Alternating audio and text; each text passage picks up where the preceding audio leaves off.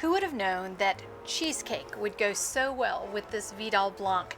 Well, I had no idea. First, I was planning to do a peach compote with a nice fried chicken, and then I thought, you know what, I want to do something different. So I came across a recipe for a Basque cheesecake that I've kind of redeveloped a little bit for the outdoor oven and for my oven, frankly, and I love this cheesecake. We are going to start with making a little bit of peach compote. I love peach compote in pretty much anything, and in the summer, peaches are one of my favorite fruits. So what I want to do is just cut this peach in half, and this one, the pit is coming apart. Now when you're using peaches and you're cooking, you really want to go for a Freestone peach as opposed to a cling peach, because you lose a lot when the peach pit is clinging to all that meat. But these are cling peaches, so I'm going to do it because that's what I have. I just want to peel this, and then I'm going to cut them into cubes, and they don't have to be perfect. Actually, I like a nice little rough cut on these because it just makes it look more rustic for that outdoor oven.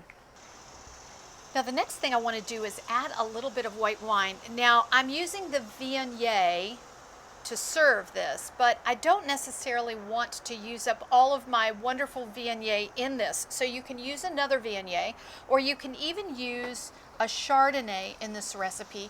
Just make sure that it's something that you would drink and not something that's going to make your food bitter.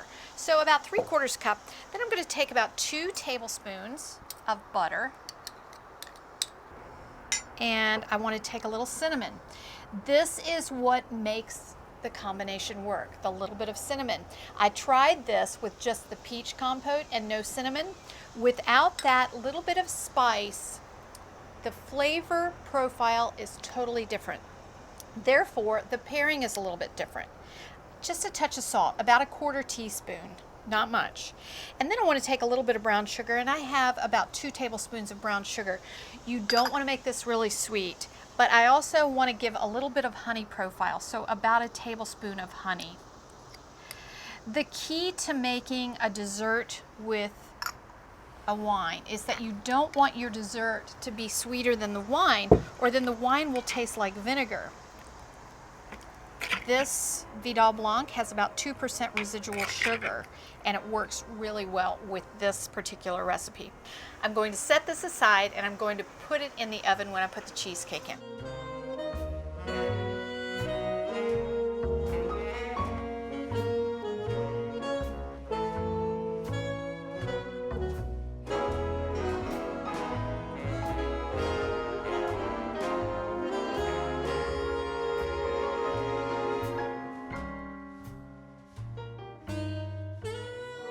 So here is a piece of that incredible cheesecake.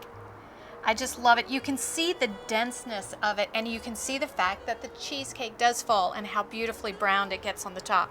Now again, I'm serving this with this Vidal Blanc, which has beautiful flavors of lemon peel and lime peel, a little pear and pineapple. It's perfect with this cheesecake. Who wouldn't love that for a great dessert?